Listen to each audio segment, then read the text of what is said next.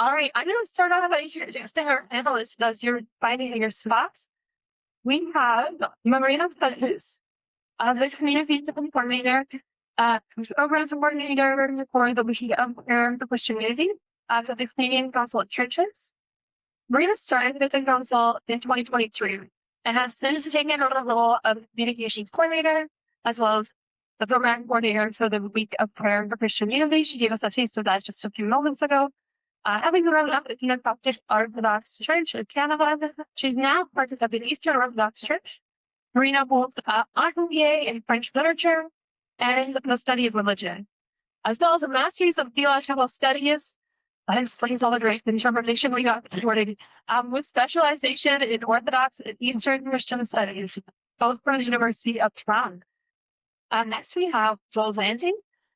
Joel is a catalyst for peacemaking intercultural teams, serving as Canadian coordinator for the World Evangelical Alliance's Peace and Reconciliation Network, and as director of engagement with Lesbian Movement Canada.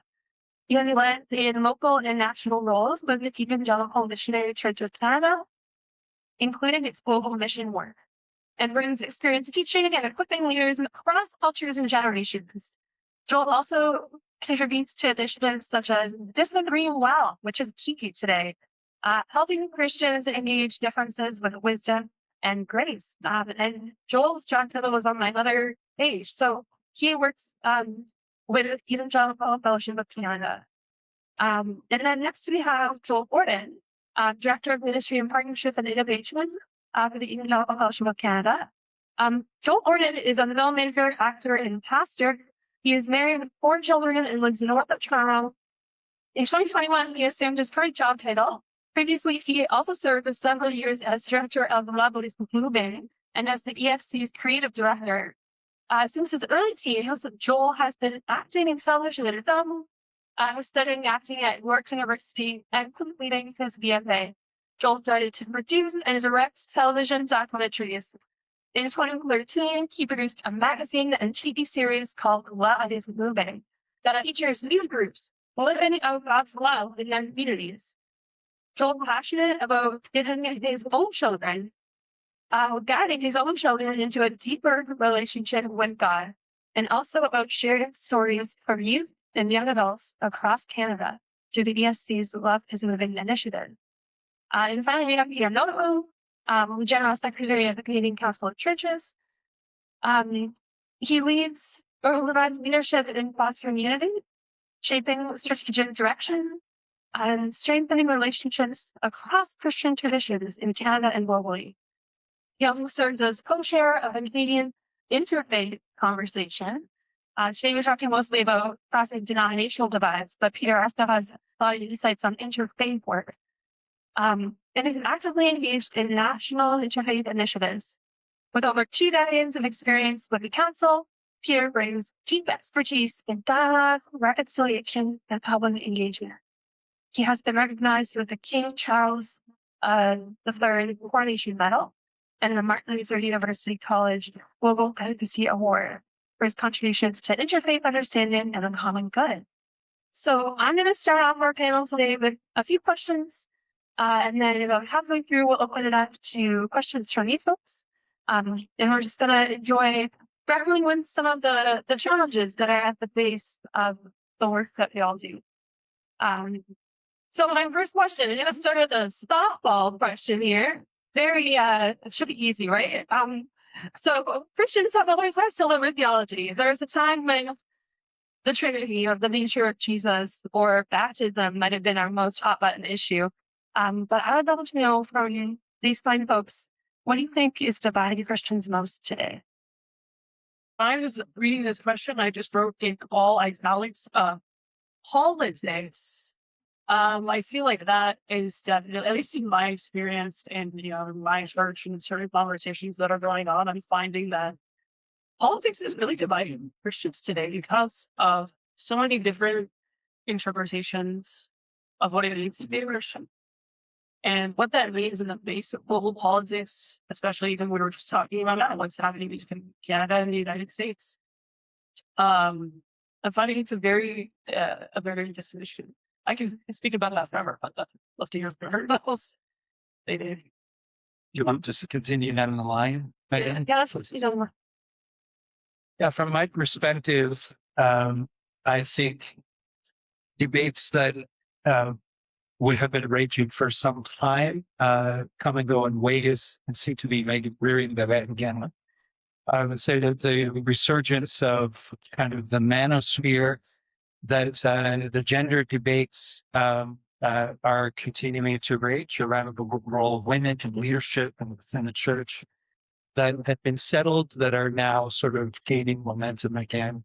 And also along with that would be in an anti-DEI era, that there is a resurgence of sort of pushback around posture towards sexual minority inclusion, that right across the spectrum, that the conversations politicized are not as there's not as much decorum.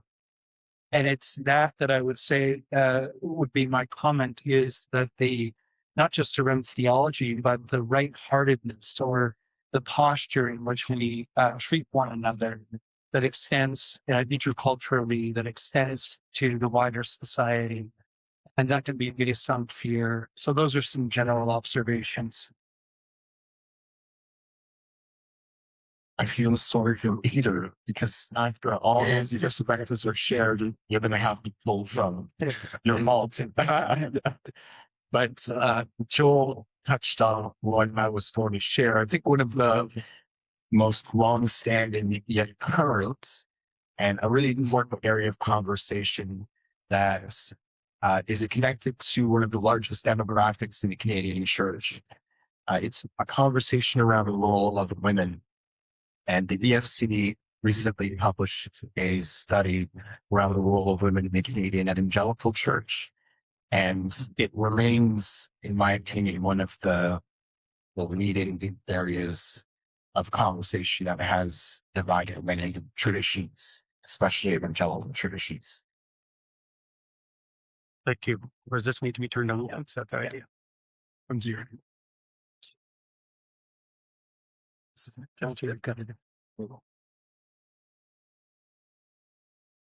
Testing. Take a moment to come through. So there we are. Yeah. So yeah, I've been accused of having rose-colored glasses. And the first thing that comes to mind is that there are many differences between the different Christian traditions and between different Christian denominations.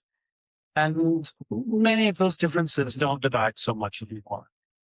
When you do those week of prayer for Christian unity services, and people touch into that, step into that right-heartedness that you go with, that people will worship in prayer, then those are there. People are wearing symbols that none of the bending shares.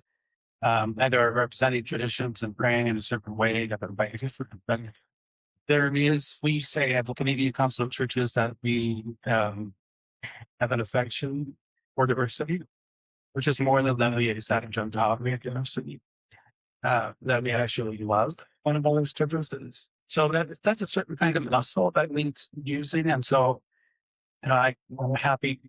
I'm okay with being critiqued for having rose-colored glasses about that.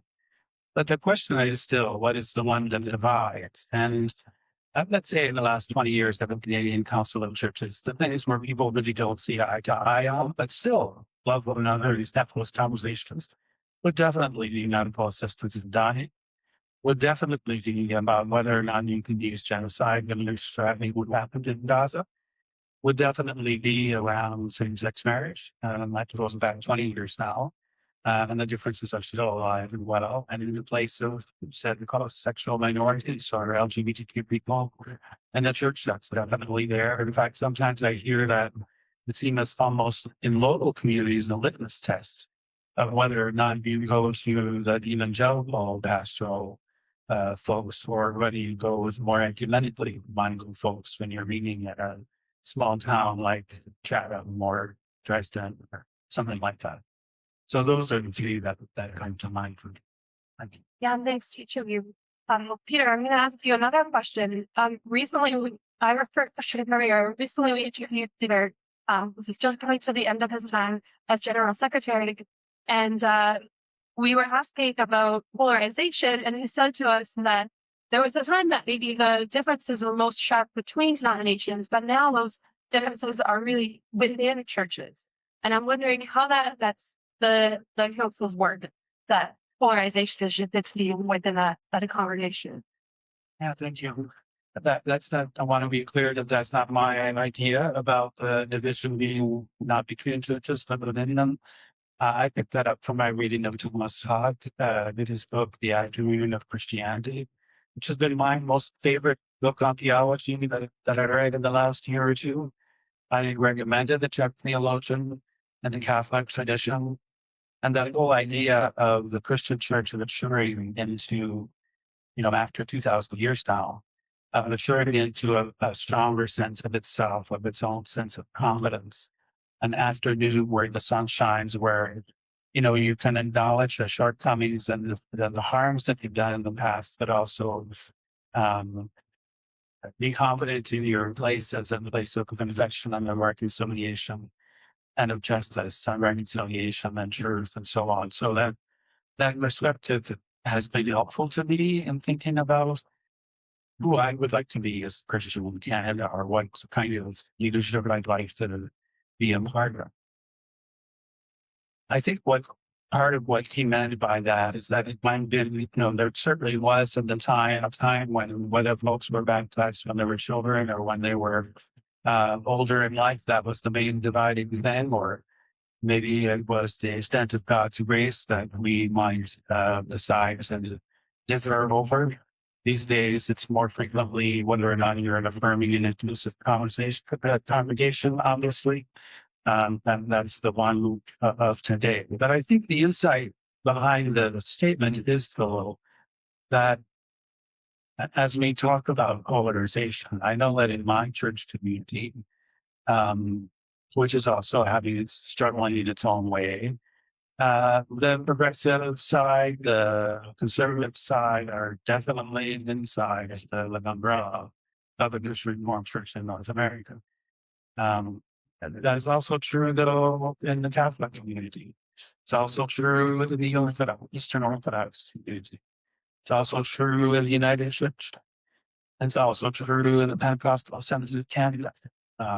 Those differences are present in each of our communities. And so when we connect with each other around tables like we are today and share those experiences of difference and division, within our own communities, it's not so much an us and them, but who are we exactly? What's our community like? How do we manage those? How do we talk through them? I guess my last comment on that would be that my experience around the Canadian Council Churches tables, when we meet as representatives, it's important to know that it's not individuals who make up leadership of the Canadian Council of Churches. It's formal official representation from the member churches of the council. And when they're meeting together and trying to decide on, where they would like the staff of the Canadian Council of Churches to focus their energies, what really makes that possible is friendship. And friendship is, I think, as we must all know by now, is the first principle of humanism. And that's a deeper kind of friendship than just that we kind of like each other, or that we share a common history, or that we share a commitment to justice, or a commitment to truth, or to healing. I learned from the friends. Yeah. I get that emotional thing shows up every now and then when I speak about certain traditions. I learned from the friends that it's really about that Jesus taught us friends. And so that principle of friendship, I think, is the one that carries us through. Thank you.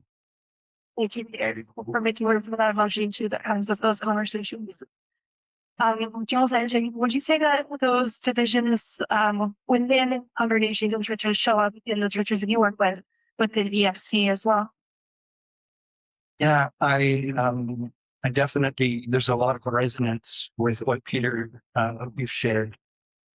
I would say that church polity, there's also a range of how decision making happens within denominations. And that in the evangelical end of the Christian body, that there is more independent spirit and fewer consensus building or hierarchical models of decision making at a synod level or presbytery level or so on. And so there's this interaction that happens where coming out of COVID, I noticed across the evangelical perspective that there was a slowness to come back to the table with even like-minded, similar rooted congregations or denominations. And it was like there was a willingness to embrace ecumenism again, but now the box was smaller. And so there is a fight to say, even within denominations or within networks, city networks, and so on, that we're fighting for the space that we used to have, where there was this generous spirit of agreement to walk the road together. And some of that is still rooted in re-entrenchment in theological positions that say, who now are my allies? And so working representing the World Evangelical Alliance or the Lausanne movement globally, that there is a resurgence of gathering that is based more on the safety of how far I'm willing to go out from my own theological stance. And so there's a lot of work to be done, even on some of these issues that have been around for 20, 30, 40 years. That we named earlier. And then increasingly with the algorithmic driven polarization of news cycle feeds that as it pertains to our work globally with peace and reconciliation, um, there is a comfort level to just shrink back and say, when it comes to what's going on in the Middle East, for instance, that anything you state sort of pro-Israel or pro-Palestine or use words like genocide, which have been vetted in the international courts, but are still seen as illegitimate in the eyes of some of the constituents. That no matter what you share as you're trying to fight for peace and justice for all, or a just peace in circumstances that most of us aren't faced with each day, and dealing with the polarization of these issues. And so it becomes more complex. And the challenge is how do you invite more curiosity for those who are on the opposite side of issues or divides? That becomes a deep challenge. So it's happening within evangelical circles. It's happening in large cities and small communities to say, how do we who follow Jesus, who live the Christian faith, begin to find pathways of unity again? Yeah, thank you. Joel Gordon, I'm wondering if you can share with us, many of us here are journalists or writers. What is the way we can tell these stories with integrity? It takes time for a lot of these partnerships to form between denominations or to work through challenging issues. And if we're thinking about timelines, as we're thinking a little bit on a short timeline, what does it look like for us to tell stories that authentically show what work goes on behind the scenes? So much to unpack there. Relationship is the front and center of this work. And true relationship takes time. One of the things that has been welling up inside of me as I've been listening this morning is wrestling with the theology of kinship. And it's something I think that is very relevant to this conversation. Friendship, peace, reconciliation, and kinship go hand in hand, and our understanding of kinship is something I think that can serve journalists very well. So if you approach the work that you do from the perspective of being part of the family of God and inviting brothers and sisters and kin into your work and learning and entering into their stories from a position of being kin, that can open up time for a deeper level of relationship building and deeper listening and deeper care and deeper love. but it isn't something that we often talk about. We understand what it means to be family, but it's not always practiced through our storytelling, through the relationships that we build in our storytelling. So I go back to the importance of relationship and relationship building in our storytelling and making time for that so that when a headline needs to be written, a quick article needs to be written about something that is highly relevant, you've perhaps spent 2 years building a relationship with a person and having meals with them, inviting them into your home so that when you need to ask that last minute request for an interview, you have a friend, you have a brother, you have a sister, you have an uncle who you can call on. Maybe not be part of a biological family, but who's a part of your spiritual family. Yeah, thank you. Marina, you work in the communication, like the front line end of sharing position statements of the council, and what's that like? Because we can't be, face to face all the time with these folks who have disagreements. How do you, connect with audiences in a digital landscape where you might not know exactly what their assumptions are and what they're bringing to the conversation? Yeah, thank you. I thought this was a great question. My colleagues and I actually got a good laugh when Peter asked me to be on this panel because if you know me in my personal life, I have very strong opinions, both political and theological. So I was like, oh no, I don't say anything. But and I realized that's also in my role as communications coordinator as well. That while it's separate from my personal life, it's not completely irrelevant. When I was interviewing for the position of communications coordinator, I sort of gave a little bit of a background of my, linguistic, educational, culture and faith background. So, for example, um, uh, sorry, I'll speak my parents are Egyptian. I speak Arabic. I speak English. I speak French. I know a little bit of Italian. I grew up going to a Presbyterian summer camp, and I don't have the high school. I grew up in the Orthodox Church, and then hopped over to the East Orthodox Church. And so I think, it's not, it should be separate. I'm not over here sharing my own opinions on the council media, but it's relevant. I think lived experience has a real merit on discernment. So every time I try to share something, I have to sort of step into the shoes of these people. And I'm not claiming to know everything about every Christian tradition, that's for sure. It's definitely an ongoing learning experience. And I have learned so much in my time at the council. So when a news piece goes out, the visuals, what picture should I use? And as I'm going through them, I'm like, that's not gonna work. And I'm just trying to find what's appropriate. And it's not so much about neutrality or lack of substance for the sake of not offending anyone, but it's rather trying to find a way to find words or visuals that meaningfully engage with people of, different traditions and opinions and stances. And that can be a bit tough. But to be able to having familiarity and being able to step in their shoes and trying to understand how that will be perceived is extremely helpful. Haven't made any huge blunders yet. Council's still going. Haven't done anything to shut us down. So I think that's an accomplishment in and of itself.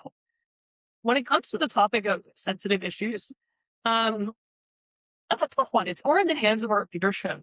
But I will say, and I'll let Peter speak a little bit more to this afterwards, but it's a challenge when it comes to really sensitive issues. Like I said, I'm talking about politics. To get a consensus from 26 different churches, that is it's an uphill battle, for sure. And sometimes I wonder, we do what we can to communicate in a spiritual and meaningful and prayerful way that people can engage with it. And we work hard not to sort of fall into political lingo or affiliating ourselves with specific politics or trying to, and I think that's wise. I think it's wise. We can't, once you say something, you exclude a whole group of people, right? But I do think there's wisdom. And sometimes I think about this in my reflections with Peter. When is silence actually better than inadequacy? If something is not good enough, I'd rather not say anything. Well, that's not a thing. I'll let Peter speak to more of the process of how leadership decides to handle those sensitive issues. And then when it comes to finance, it's more visual and the best way to put it out. Yeah, that's that's what I'm going consensus building. Peter, what does the process look like at a council to build consensus like that with 26 different churches? So it depends.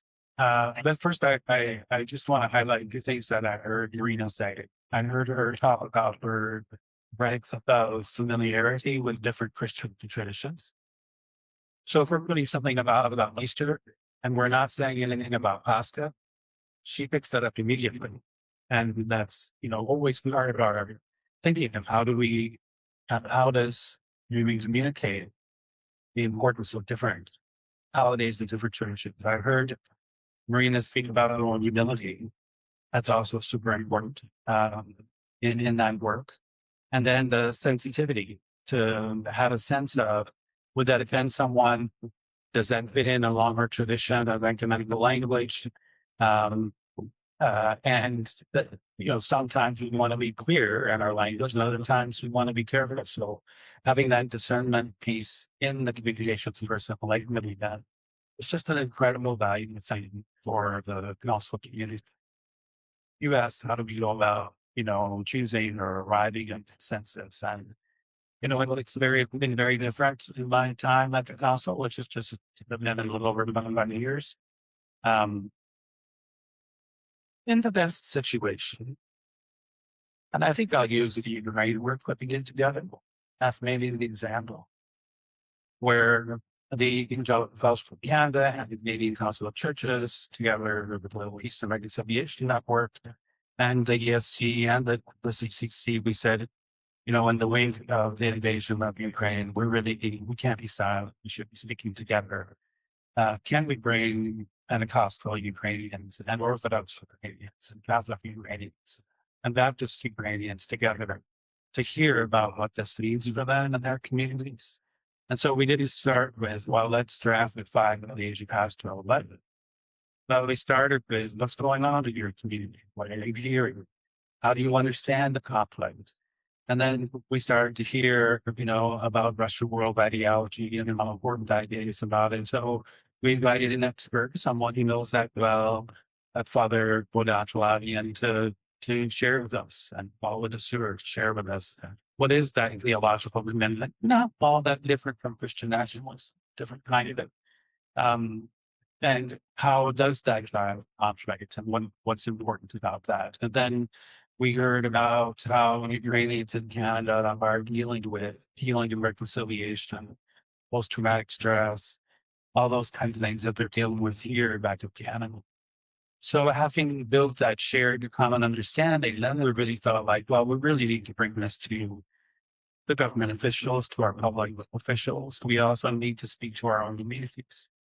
And then the question is always that magical moment when we're looking at each other to say, what are we going to say? And we've heard 4 or 5 things come up about reconciliation, about the, injustice of the conflict, the humanitarian responses, the refugee and migration questions that come up. We know that there are those themes that we want to speak to.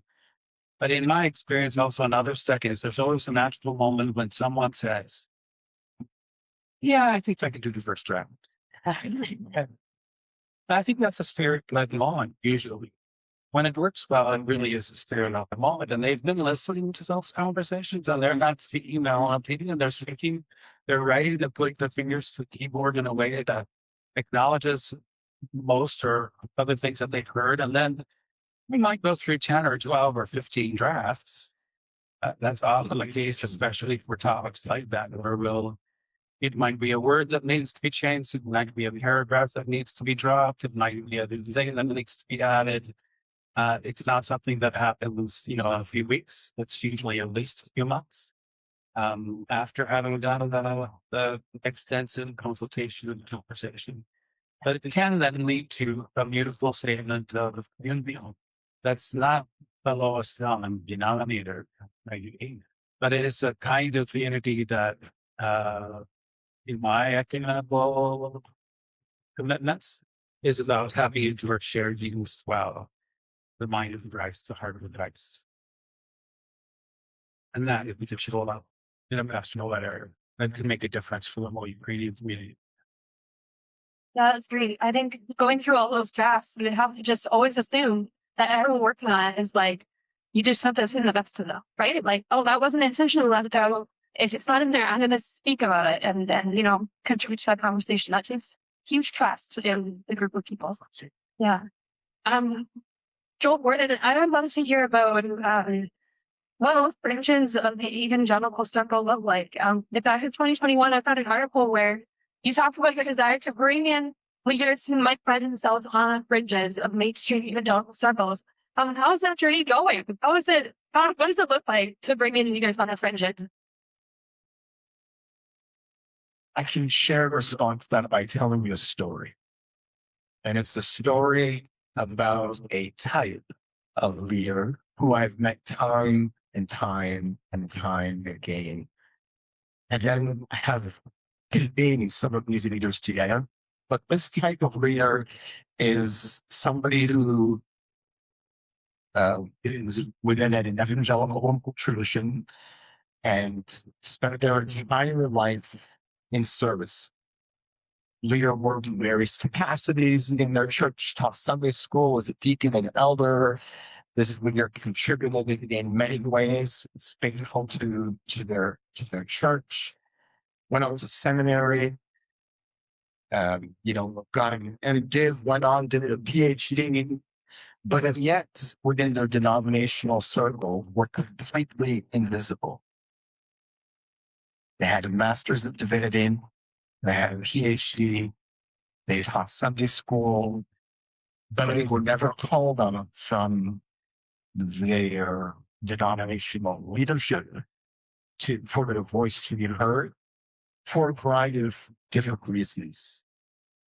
So this is one example of a type of leader who I have met time and time and time and time again. And one subset of those leaders are African originated Black leaders of African descent who we have convened at the DFC on a number of occasions. And, hearing stories from these leaders around the navigating of, within their traditions, loving the church, wanting to contribute, but not being seen while being very visibly seen, is a group who has faced marginalization, a group that I also participated in, and I've experienced some of those realities myself. And I asked the question, why? How can someone who has pastored in a church and dedicated their lives in service of a particular tradition be completely overlooked? And sometimes they remain in the tradition, sometimes they leave that particular tradition and find a home somewhere else. What we have convened in particular, I think in that area, we've seen some great things that recently have happened. Last year, we had a gathering of leaders, and there was a pastoral vacancy, several pastoral vacancies that were in one of the Baptist traditions that are affiliated with the EFC.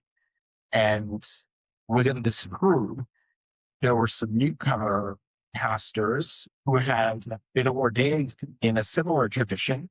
And through this group, they were able to place this new pastor in a vacant role, interviewed, and were very fit, and are now a year later continuing to serve. And so that's an example of that is like the end goal, was trying to place pastors in this time when pastoral vacancies are increasing. But by virtue of these leaders coming together and sharing stories, sharing experiences, listening to felt needs, we were able to help address some very practical needs that both the denomination had and a newcomer past your ag. So again, I go back to relationship and how important it is for us to find opportunities to be together, to pray together, to listen together, and to be truly kin and family together. Yeah, hearing about overlooked leaders sounds like a calling to all of us as writers and storytellers to look to the fringes and find those stories that we all need to hear, that need to be brought to the center. Before I open it up to questions from the room, I would love to hear from each of you if there has been a specific moment where you were surprised to see Christians work together when they thought it was going to be impossible. So let's start with Joel's Anting. Thank you. Yeah. So one of this ties in a little bit to some of the prickly points of unity, and as we know with the U.S. and Israel attack on Iran recently, that there's a lot of emotion around one side being right, one side being wrong in these global conflicts that is fed by news cycles and by what people choose to listen to or read.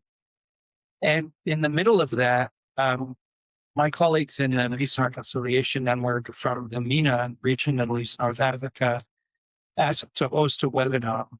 And this inflamed other regions who were also receiving Iranian refugees, but feeling that by centering their voice, that it was going to be one-sided, quote unquote.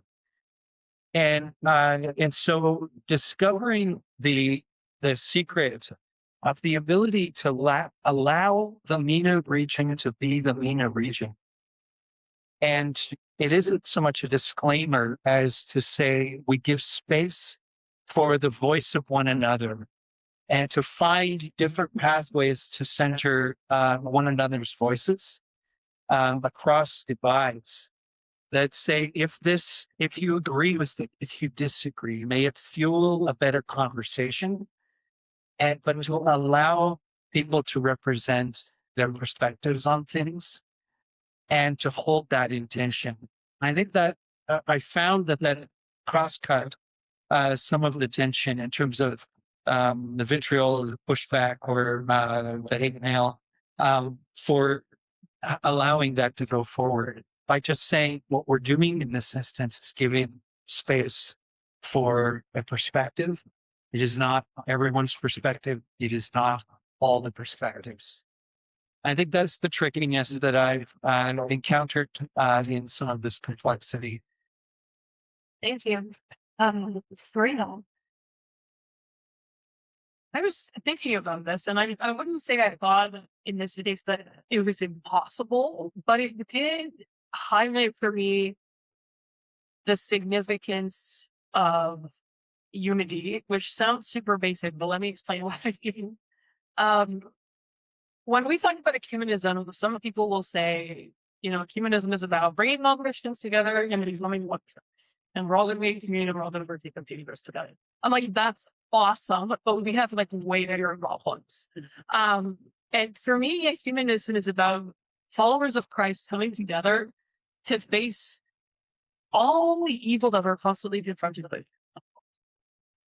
And so, I think about almost 2 years ago now, the Canadian Council of Churches had a day in Florida to just reflect on ecumenism and the work of the council.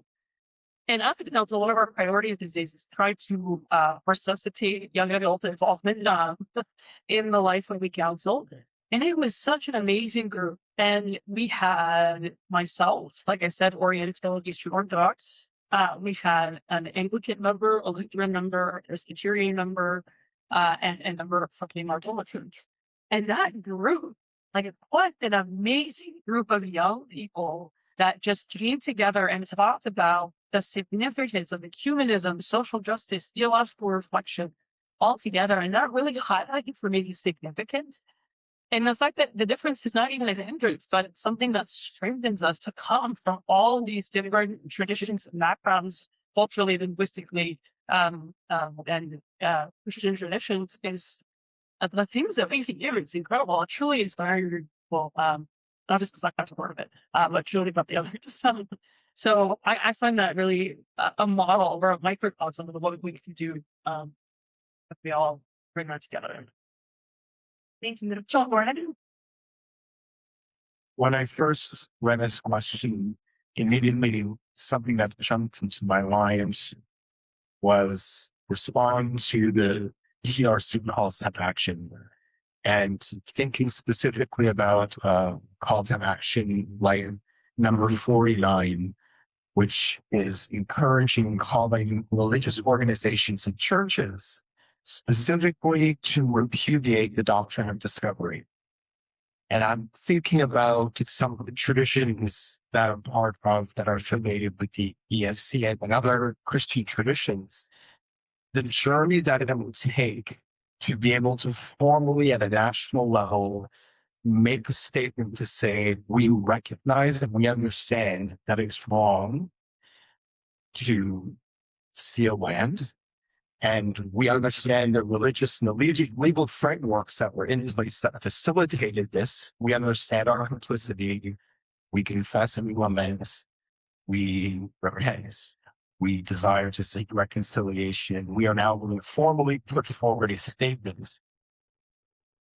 When I thought of when I read that call to action, I thought, how in the world is that going to be possible in the Canadian context?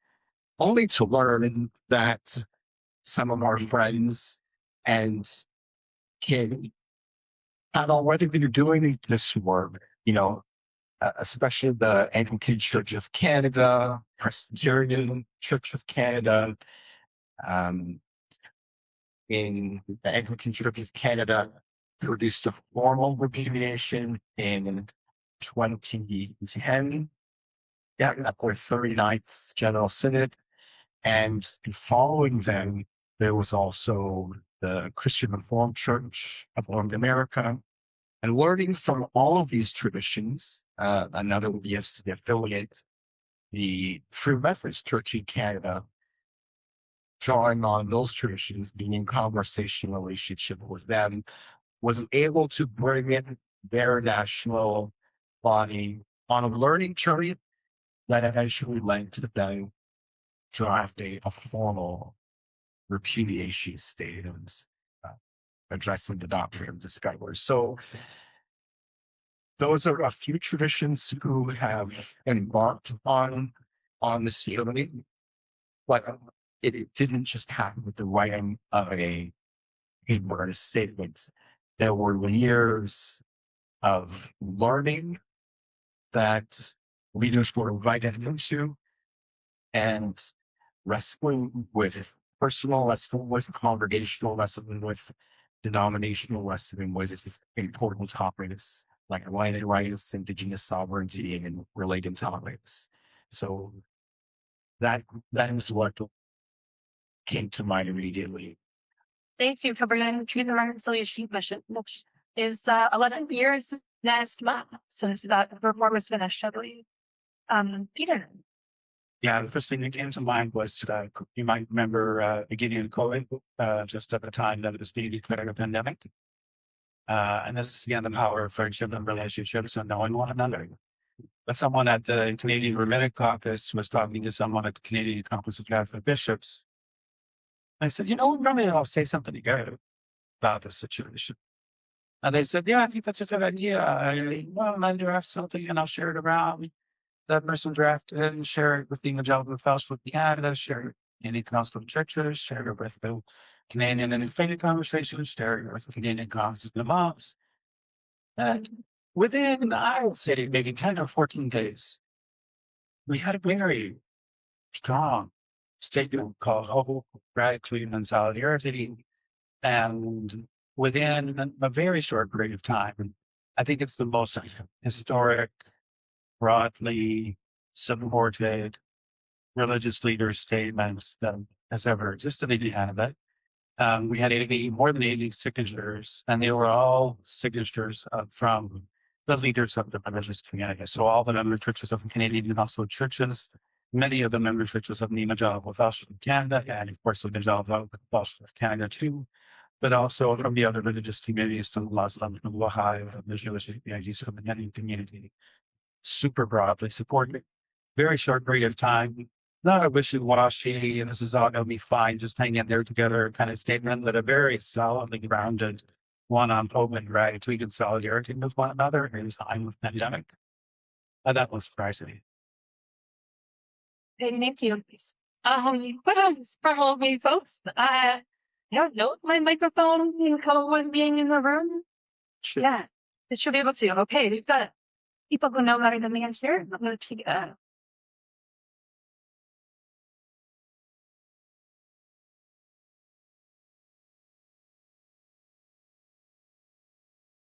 Thank you. I come from across the border. So my question, I'm very curious. Within your fellowships and networks, do you see evidence of or incidences of Christian nationalism? That's my first question. Second question is, talking about the denominational divides, the divides.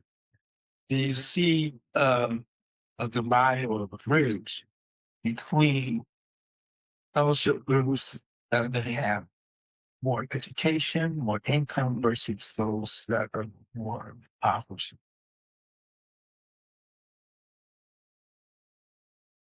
So that is, I'm just like, any more who care say it's a spot.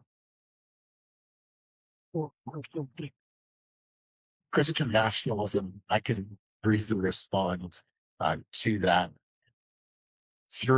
I work with a variety of different partnerships with the evangelical community in Canada, and not so much at the leadership level does that raise its head, but most definitely on the ground in conversations with lay leaders and others, it is a glowing phenomenon, something we're increasingly having to wrestle with and be in conversation around and to respond to.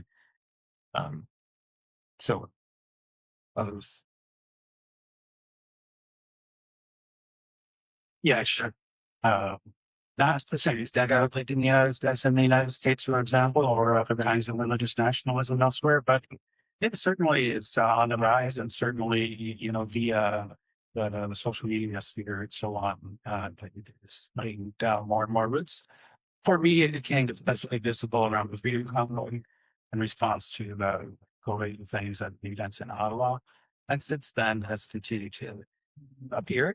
And we've had more conversations about it at the Canadian Council of Churches. It used to be kind of discussed as a brand new American thing.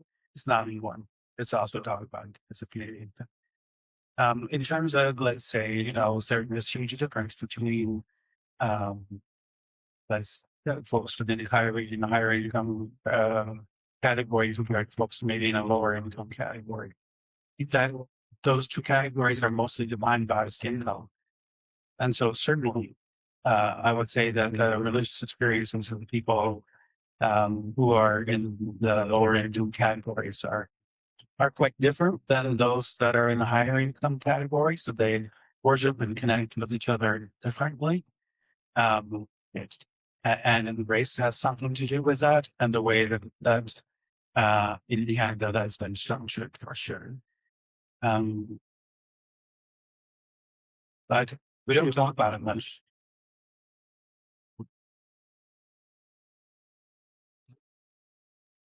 I just add one additional layer on that, and so I do agree with what we've just kind of said, is that there's a cross section or an intersection of various things, not just social status or economic status, educational levels, because it's how people are. I love that the New Testament is written in the Koine Greek, in order to build capacity for every person. And I think there can sometimes be an overstatement of how higher education.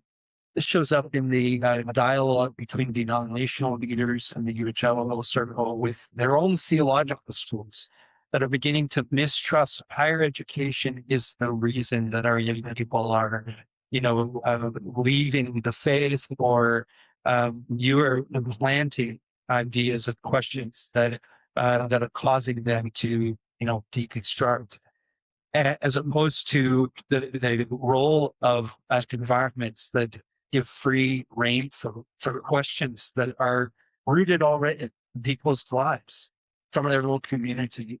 And that we don't need to be afraid of that to somehow defend God and defend the faith, but to have meaningful space for deconstruction and building, working out salvation.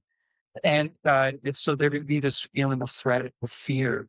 And that's not purely based on, levels of education or social stratification or longevity within the incarnation. When we talk about newer to Canada or diasporic communities, that's huge word, non-whites, to use that as a broad brushstroke, that people do feel marginalized because they've got a longer road to multi-generational establishment.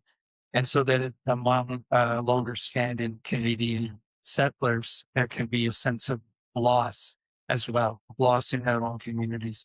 So there's multi-layers that are impacting your question. 2 days ago, I attended the symposium on celebrating the 50th anniversary of the ordination of women in the Anglican Church of Canada. And it's amazes me that in my lifetime, that we come from a very patriarchal church to a church where women can almost achieve equality in ordained ministry. And we have a female prime, but female Archbishop of Canterbury. So this would have been unheard of years ago. So that's sort of incremental on growth, and that indicates that it's quite possible that obviously different traditions are having different ways of dealing with it. I don't know if anybody got a comment.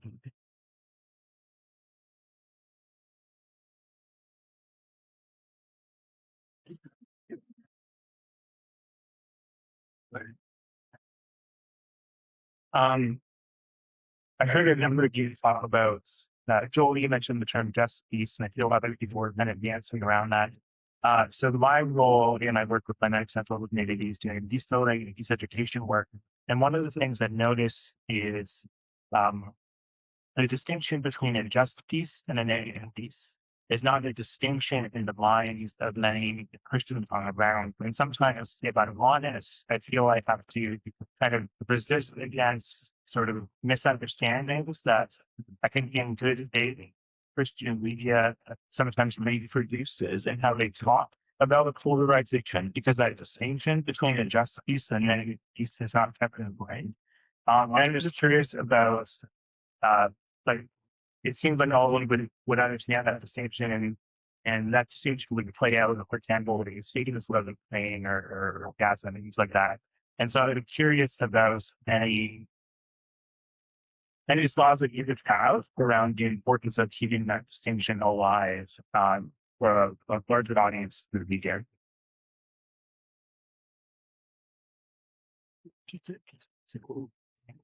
Just quickly in the comment about the leadership of women, I feel so blessed at the Canadian Council of Churches of Women leadership that we've had through Roosevelt started 50 years ago. To Heather Johnson from the Presbyterians, and now today, Amanda Curry is our president. She's just great. And others who have been recently presidents, also Bernard Cowan, also the Dukan. we were super blessed with leadership, women leadership in the Canadian Council of Churches. My two predecessors supported women too. So that goes back to 1997. United Church. Super important for the way that we work together with these leadership changes that it's blessing for the council, even though many memberships of the council don't have that kind of. On the justice side, I am worried that churches will forget their history of that. They'll forget that they have this history of advocating against improvements. So they'll forget that they have this history of marching in the streets opposing the war in Iraq. They'll forget that they have a long history of advocating for a 1% GDP contribution to humanitarian aid, rather than rolling over to say, oh, how are we going to get to 5% military investments? Those are all things that we worry in churches that have that history. And so I think it's very important that organizations like the EFC and the Reconciliation Network, that us, Canadian Council of Churches, and Project House Shares, but more importantly, the people in the PAU's constituency also remembers that history and actually we need you to tell those stories as the communicators, the storytellers. Yeah. Thank you. I would just add one additional thought there, and that is that when people hear peace, they still sort of assume nonviolence or an absence of conflict openly. So, and therefore it's easy to disregard the many conflicts that are happening all over the world right now. They are sort of thinking about pursuit of peace in one instance. But where there is an injustice or an imbalance of power or dehumanizing or genocide, there is a long journey to help people understand it isn't merely the absence of conflict, and there are justice issues that are interwoven, where there's a pursuit of peace for it to last is not just disarmament or the the ending of live conflict. That there's something going on in the hearts and minds in terms of the justice of treatment toward one another. And so there are these layers of communication. History is excellent as a way of looking back and remembering commitments made and standing on those. And in a time when shared commitments around UN Declaration of Human Rights, for instance, are being called into question in the minds of our people. So how does God want us to respond to a restoration of the validity based on the image of God imprinted on every person, and to restore some of that theology, God's reconciling heart, becomes an important piece of the dynamic. I know that at the council recently, one of the priorities for the Commission on Justice and Peace is highlighting not justice to peace as two different things, but two things that work together. So just peace or peace with justice or justice with peace. And that's really important. People understand that distinction, like you're saying. And I think there can be no justice without peace, and there can be no peace without true justice. And I also wonder if that happens in stages. I'm actually reading Exclusion and Embrace by Miroslav Volf right now. I don't know if anyone's read, but would recommend. Not quite through it yet, but he definitely talks about that distinction between, real peace and embrace, or negative peace, like you're saying. And my reflection is that all we have capacity for sometimes is negative peace. And it takes time for that real embrace and that real community and that real justice and peace to happen. And it can happen without peace. It can happen without justice. And I do think it's essential. So just reflecting on whether that takes its time or happens in different phases, and that was something given, but absolutely vital for sure.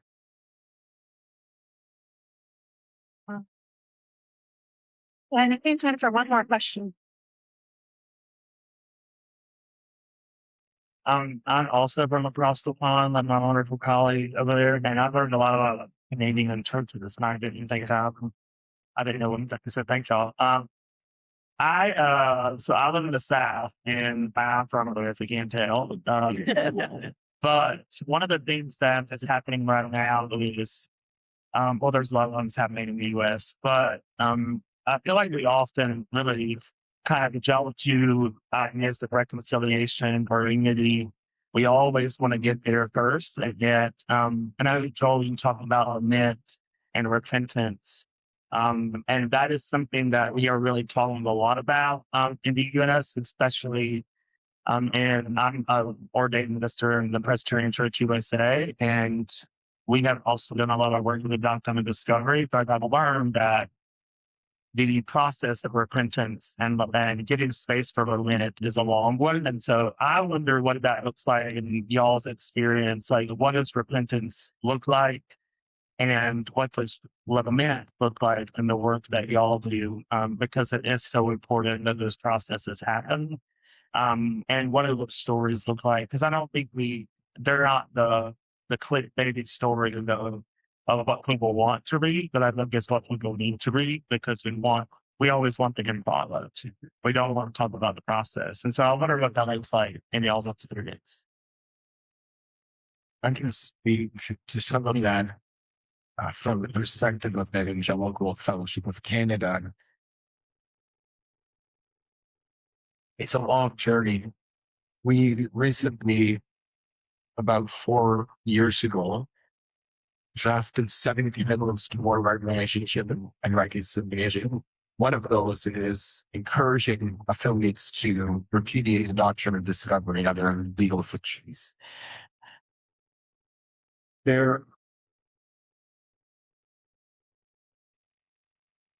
One of the interesting things that we've been told from some Indigenous elders and leaders is that it has been 7 long generations of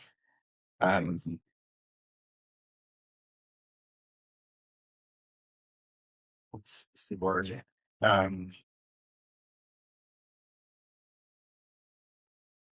Trauma, 7 long generations of colonial harmful impacts. And it will take likely another 7 generations to repair or to repent.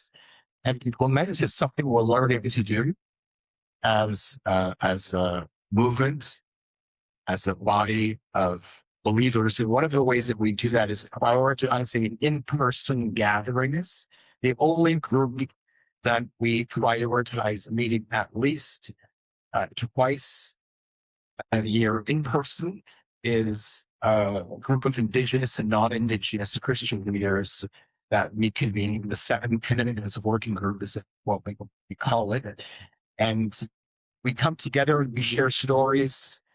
And part of the work that we do is learn around how to navigate lament, how to share stories of where there's a breakthrough, where there's hope, and where we have shared call together. And that has produced quite a bit of hope for us as an organization, not just for this group, but it has actually trickled all the way up into our systems and infrastructure as an organization, and has actually impacted the policy level of our board of the EFC. And so it's a great to see where in-person prioritization of conversation has moved all the way up into the leadership of an organization, impacting changing substantially. Thanks. I'll just add, looks like children's shoes. It would be, the unmarked graves outside church-wide Indian residential schools. It looks like red dresses. Let's say murdered Indigenous women and girls. Looks like orange ships. No child left behind. Those are the 3 that come to mind. The church's role in cultural genocide in Canada. It's one of those burning tires around the necks of Canadian Christian churches. And coming out of that, there's the reconciliation conversation. but also the decolonization section. Well, but I have the mic. I want to say one more thing about this. This is about denominational providers. I think I really cherish the relationship with the Evangelical Fellowship of Canada and the Canadian Council of Churches. I know that's not true in any other countries in the world, that the EFC and that the Evangelical Umbrella Organization and the Ecumenical One work arm in arm behind an end, that our friends do work together. And this is a relationship I've really cherished over the last 25 years, and hope that it continues in a way. And thank you. And thank you to all of our panelists that will join me in thank you to them.